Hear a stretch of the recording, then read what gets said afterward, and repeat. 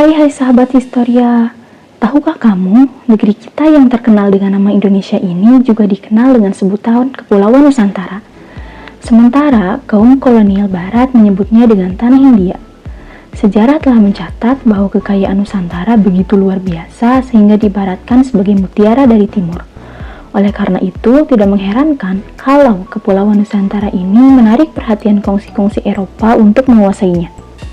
Bagaimana sebenarnya perkembangan dominasi kolonialisme dan imperialisme di Indonesia yang sudah muncul sejak abad ke-16?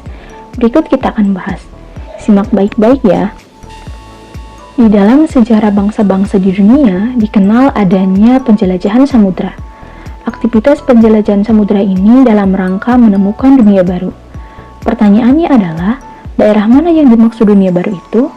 Yang dimaksud dunia baru waktu itu adalah wilayah timur penghasil rempah-rempah seperti cengkeh, lada, dan pala, guna bahan makanan, obat, hingga parfum. Bertahun-tahun lamanya, Laut Tengah menjadi pusat perdagangan internasional antara para pedagang dari barat dan timur. Salah satu pusat perdagangan itu adalah Konstantinopel. Namun, setelah jatuhnya Konstantinopel pada tahun 1453 ke tangan Turki Utsmani, akses mereka di kawasan Laut Tengah menjadi tertutup. Harga rempah-rempah di pasar Eropa melambung sangat tinggi. Oleh karena itu, mereka berusaha mencari dan menemukan daerah-daerah penghasil rempah-rempah ke timur yang dipelopori oleh Portugis dan Spanyol.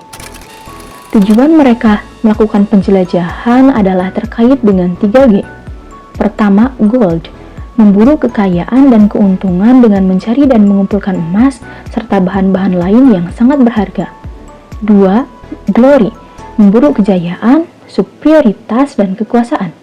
Mereka saling bersaing dan ingin berkuasa di dunia baru yang ditemukannya. 3. Gospel. Menjalankan tugas suci untuk menyebarkan agama. Pada mulanya, orang-orang Eropa ingin mencari dan bertemu Precious John yang mereka yakini sebagai raja Kristen yang berkuasa di timur. Pelayaran Portugis. Berita keberhasilan Columbus dalam menemukan daerah baru membuat penasaran Raja Manuel I dari Portugis. Ia memanggil Vasco da Gama untuk melakukan ekspedisi menjelajahi samudra. Pada Juli 1497, Vasco da Gama berangkat dari pelabuhan Lisabon untuk memulai penjelajahannya. Saat di India, mereka mendengar bahwa Malaka merupakan kota pusat perdagangan rempah-rempah.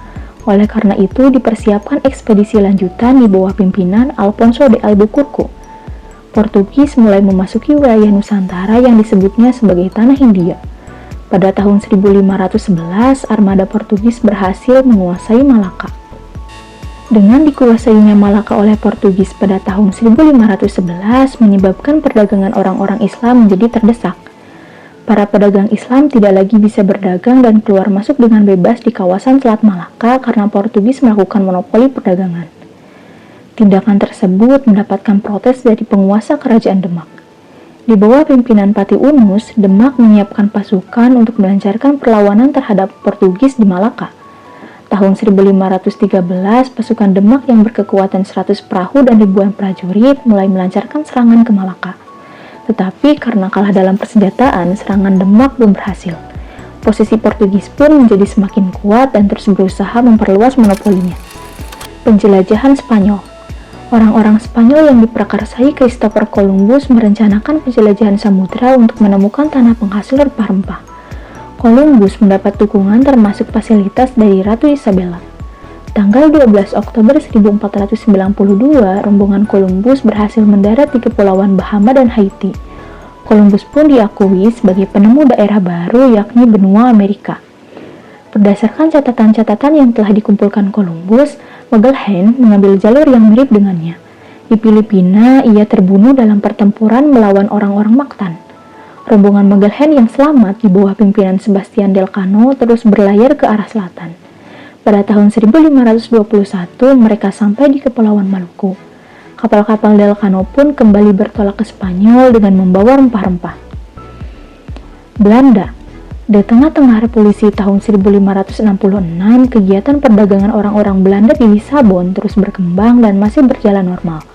Tetapi pada saat Portugis berada di bawah kekuasaan Spanyol, Belanda menemui kesulitan untuk mendapatkan rempah-rempah.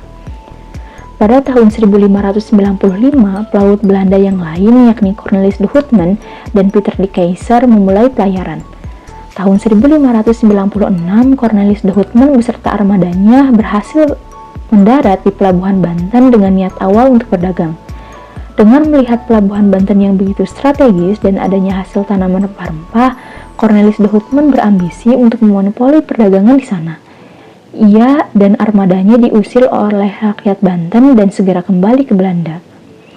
Ekspedisi penjelajahan berikutnya segera dipersiapkan dan dipimpin oleh Jacob van Heemskerck, yang tiba di Banten pada tahun 1598. Mereka bersikap lebih hati-hati dan bersahabat sehingga rakyat Banten mau menerima mereka. Kemudian, di bawah pimpinan Jacob van Eyck, mereka sampai di Maluku pada tahun 599.